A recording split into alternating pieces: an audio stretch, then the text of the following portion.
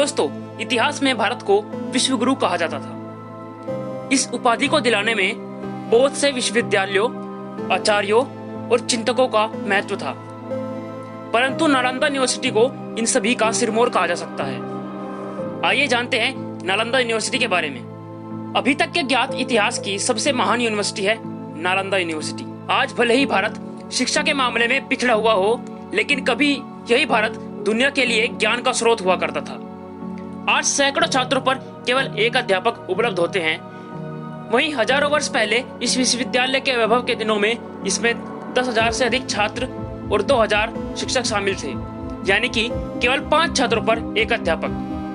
नालंदा में 8 अलग अलग परिसर और 10 मंदिर थे। साथ ही कई अन्य मेडिटेशन हॉल और क्लासरूम थे। यहाँ एक पुस्तकालय 9 मंजिला इमारत में स्थित था, जिसमें 90 लाख पांडुलिपियों सहित लाखों किताबें रखी हुई थी। यूनिवर्सिटी में सिर्फ भारत ही नहीं, बल्कि कोरिया, जापान, चीन, तिब्बत, इंडोनेशिया, ईरान, ग्रीस, मंगोलिया समेत कई दूसरे देशों के विद्यार्थी भी पढ़ाई के लिए आते थे। और सबसे हैरान करने वाली बात यह है कि उस दौर में यहाँ literature, astrology, psychology, law, astronomy, science, warfare, इतिहास, मैथ्स, आर्किटेक्चर, भाषा विज्ञान, इकोनॉमिक्स, मेडिसिन समेत कई विषय पढ़ाए जाते थे। इसका पूरा परिसर एक विशाल दीवार से घिरा हुआ था, जिसमें प्रवेश के लिए एक मुख्य द्वार था। उत्तर से दक्षिण की ओर मठों की कतार थी। केंद्रीय विद्यालय में 7 बड़े कक्ष थे और इसके अलावा 300 अन्य कमरे थे। इनमें व्याख्यान हुआ करते थे। मठ 1 से अधिक मंजिल के होते थे। प्रत्येक मठ के आंगन में एक कुआं बना होता था। 8 विशाल भवन, 10 मंदिर, अनेक प्रार्थना कक्ष और अध्ययन कक्ष के अलावा इस परिसर में सुंदर बगीचे और झीलें भी थी। इस यूनिवर्सिटी में देश विदेश से पढ़ने वाले छात्रों के लिए छात्रावास की सुविधा भी थी। यूनिवर्सिटी में प्रवेश परीक्षा इतनी कठिन होती थी कि केवल विलक्षण प्रतिभाशाली विद्यार्थी ही प्रवेश पा सकते थे। यहाँ आज के विश्वविद्यालयों की तरह छात्रों का अपना संघ होता था।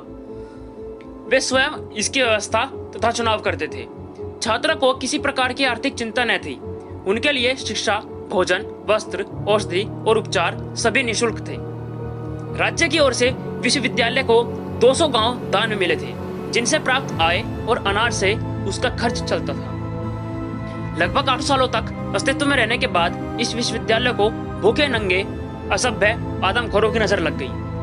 1193 में नालंदा विश्वविद्यालय को बख्तियार खिलजी के अधीन तुर्क मुस्लिम आक्रमणकारियों द्वारा बर्बाद कर दिया गया। फारसी इतिहासकार मिनहाज ए सिराज ने अपनी पुस्तक तबकत ए नासिरी में लिखा है कि यूनिवर्सिटी को बर्बाद करते वक्त 1000 भिक्षुओं को जिंदा जलाया गया और 1000 भिक्षुओं के सर कलम कर दिए गए। पुस्तकालय को जला दिया गया। तत्कालीन इतिहासकारों ने लिखा है कि पुस्तकालय में किताबें लगभग 6 महीने तक जलती रही और जलते हुए पांडुलिपियों के धुएं ने एक विशाल पर्वत का रूप ले लिया था। तो दोस्तों, आप प्राचीन भारत के गौरव यानी कि नालंदा यूनिवर्सिटी के बारे में क्या कहना चाहेंगे?